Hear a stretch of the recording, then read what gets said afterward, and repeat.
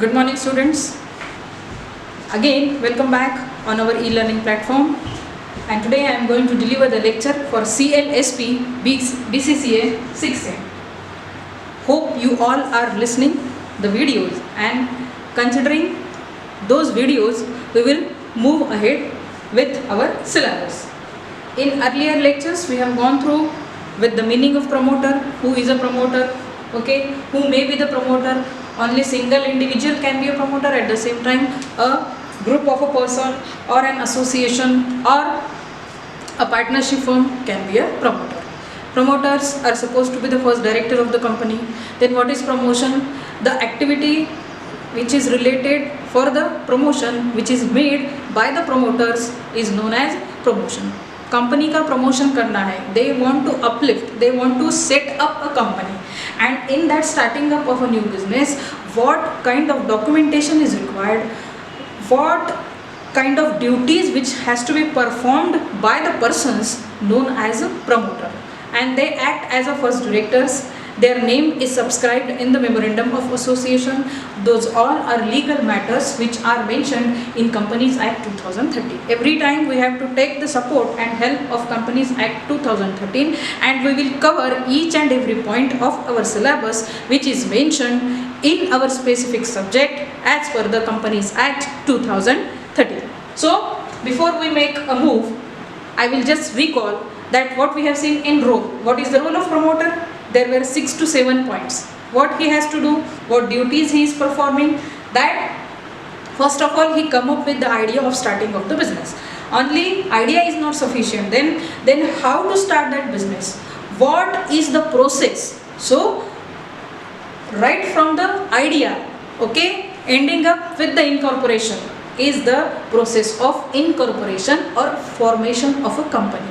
How a company is formed?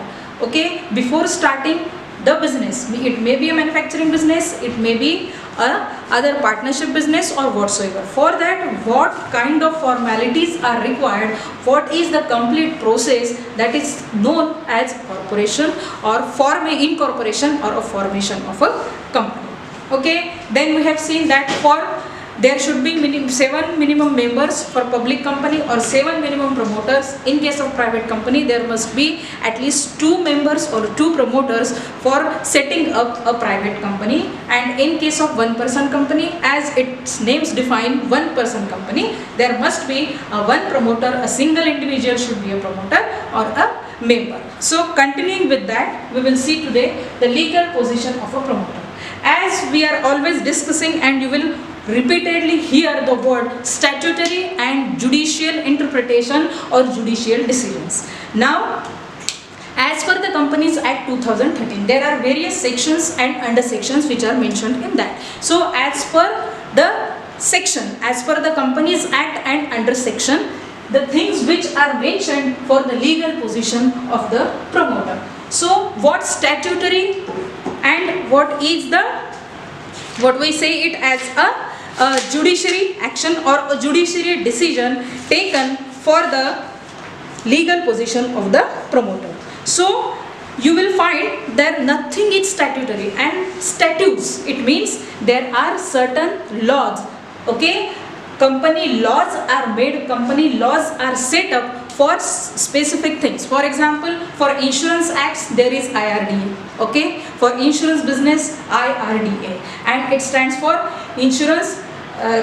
IRDA is made actually for insurance kind of. For example, if there is a Bajaj company and if they want to run their insurance activities, if they want to sell their policies regarding insurance, they must follow the rules which are mentioned in IRDA.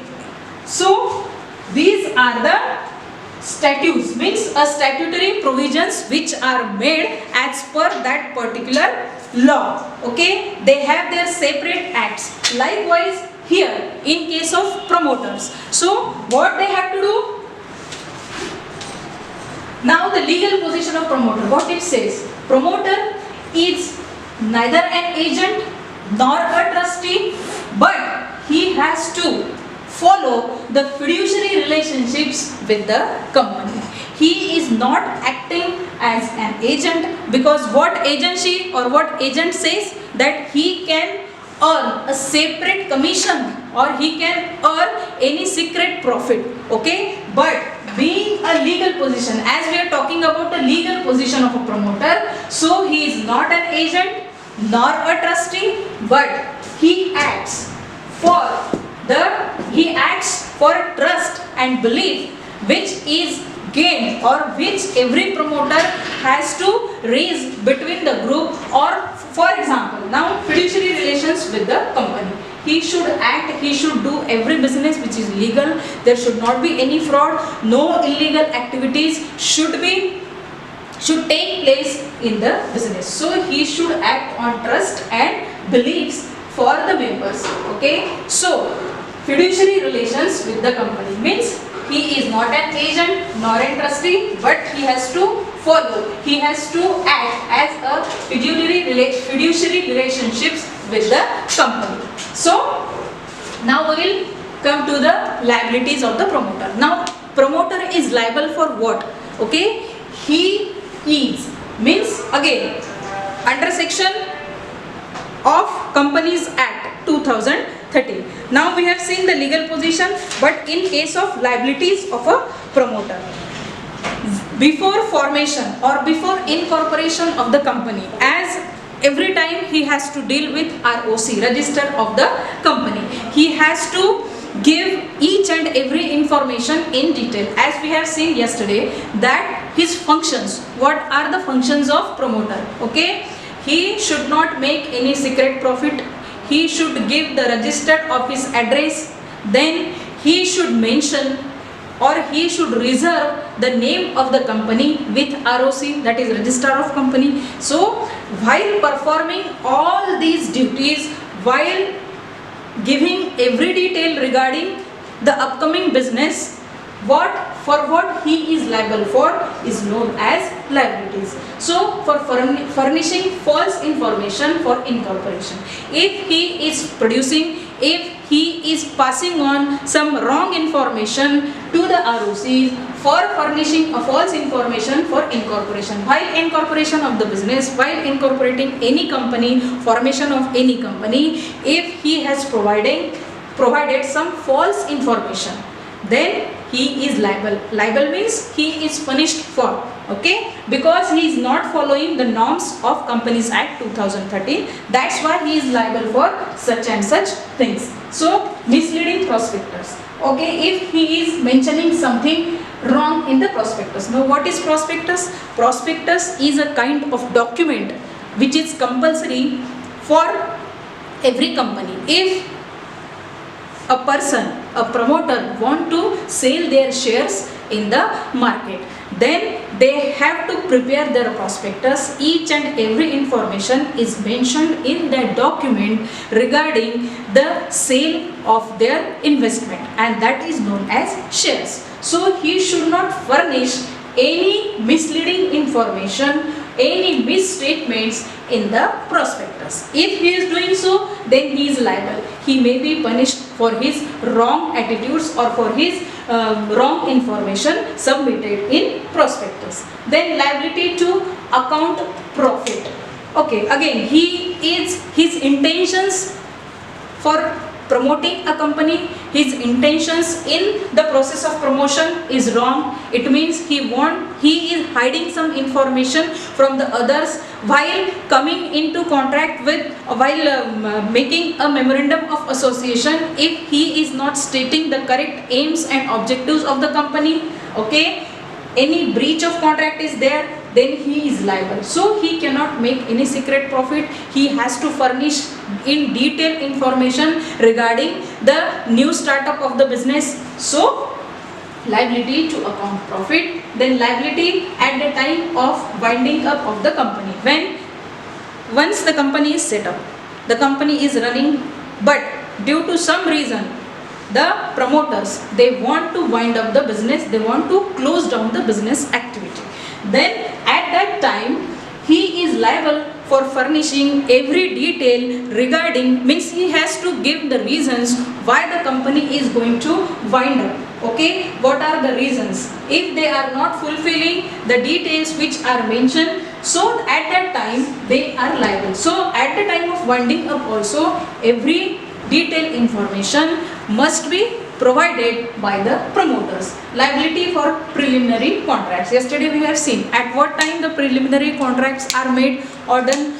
For the printing of memorandum of association or for hiring a house property, at that time these preliminary contracts are made with the third party. So while making these contracts with the third party, if the promoters are furnishing some wrong information or they just want to put the things on paper and nothing is going to happen in actual, at that time also they are liable for. So these are the liabilities of the promoters and these are the legal position of the promoter. But before that, every time you just have to remember what is the role, what are the duties which has to be performed or the functions of the promoter, because each kind of thing which we are going through with our videos, each kind of heading or subsection which I am mentioning in our recording, that is in sequence. So unless you understand role,